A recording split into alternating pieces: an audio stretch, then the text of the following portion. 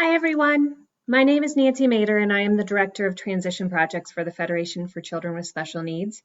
During this time, when people are home and with their kids and maybe have some extra time or need things to do to take their mind off what is going on right now, the Federation is going to try to do a daily live stream here and try to provide you with information that you might find useful. Try to bring information into your life that you didn't know you needed, perhaps, or take your mind off what's going on. So today, because I do transition work, I want to talk to you about some of the resources that the Federation has around transition that you guys can engage with while you're home right now. So we have these tips brochures. They're for transition.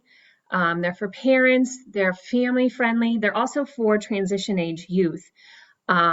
And I would love, like my ideal situation is that there's parents of 11 and 12-year-olds on here right now, 13-year-olds who will look at these brochures and start preparing for transition, as well as parents of young people who are transition age, 14 to 22, can grab some and look at them. They're translated into 5 languages.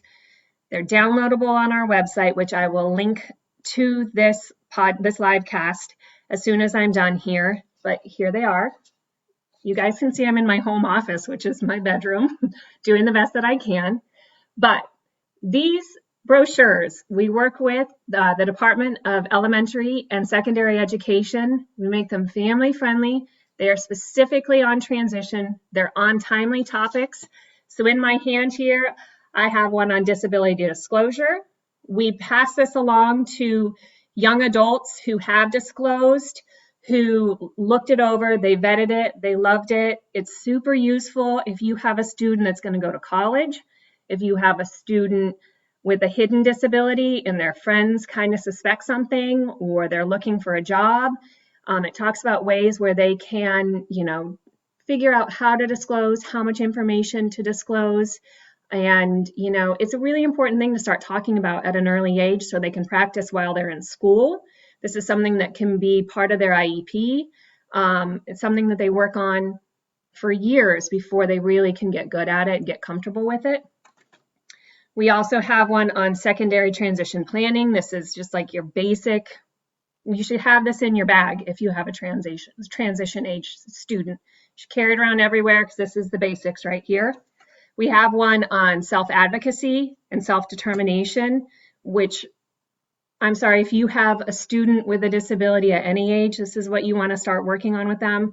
So they understand their disability, they understand their accommodations, they know what they need to learn, to be involved in things. So self-determination, key, grab it.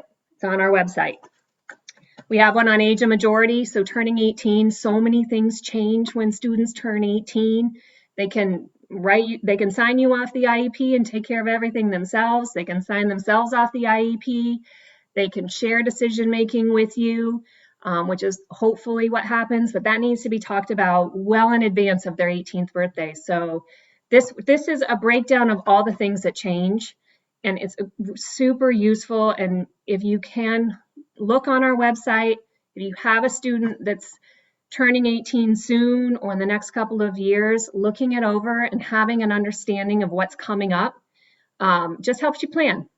And also, I have people call me a lot and their students are over 18 or 19, and I refer them back to it because some of the things that change, they still haven't taken care of.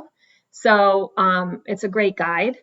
We have one on the transition planning form, which I still use, and I refer people to all the time because it's such a great guide. If you're using that transition planning form, you can grab that brochure, have it next to you, take it to the IEP meeting.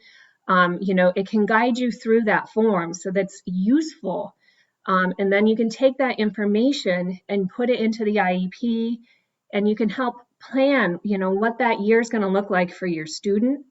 You can, understand that form a little bit better.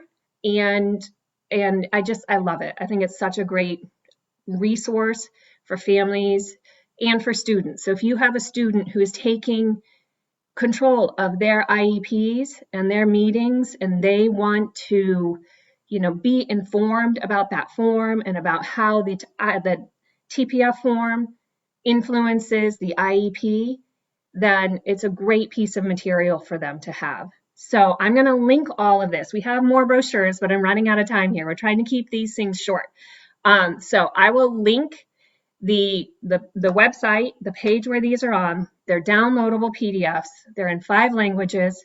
They're amazing for teachers. They're amazing for families. They're amazing for students. So when you are up in the middle of the night worrying about things, or you have an extra 5 minutes, log on, check one out, and start preparing for transition for your student. And everybody, please take care. Stay safe, and we'll be seeing you again tomorrow.